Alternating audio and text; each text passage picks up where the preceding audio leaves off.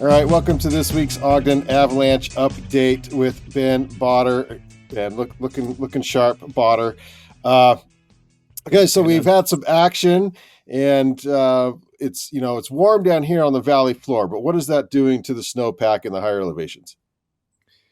Yeah, so in the upper elevations, we're still seeing snowfall. With that has also come some wind. So this last weekend, we did see quite a bit of avalanche activity in the natural and both like skier and snowmobile triggered.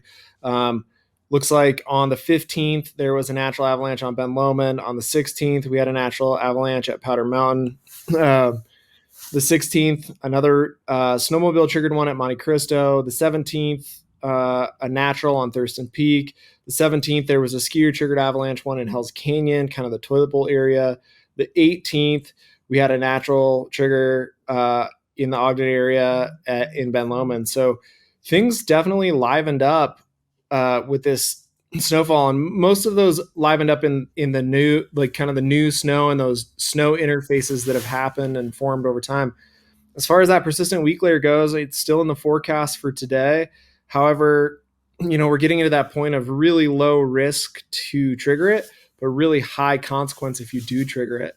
So, I don't know if we're going to find at this point the amount of snow load or the amount of wind load to trigger it.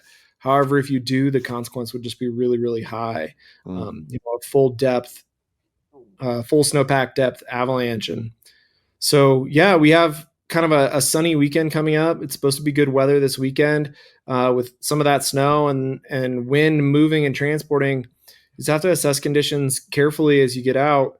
Look for those signs of wind slab or instabilities in the storm slab and just assess things carefully. We definitely had things liven up last week, and with enough wind and transport, we could have things liven up again this week. But should be a beautiful weekend out there, and should be plenty of good snow. Yeah, and it looks like we got some storms coming in middle of next week, I believe, as well. Yeah, middle of next week. It looks like we got another system coming in, and we'll see how that produces. Okay, awesome. Did you have any graphics or anything you wanted to share? No, I don't. Okay.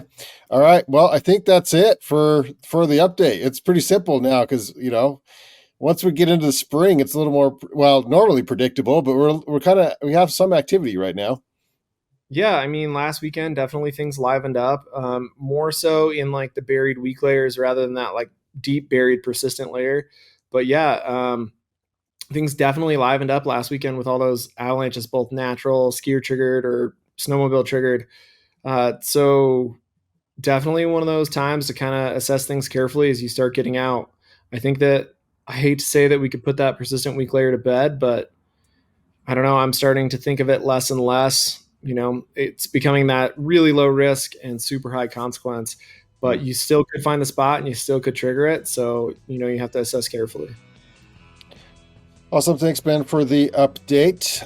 That is it from here. For more information, head over to the Ogden Avalanche Instagram, and we'll see you on next week's Ogden Avalanche update. Cheers.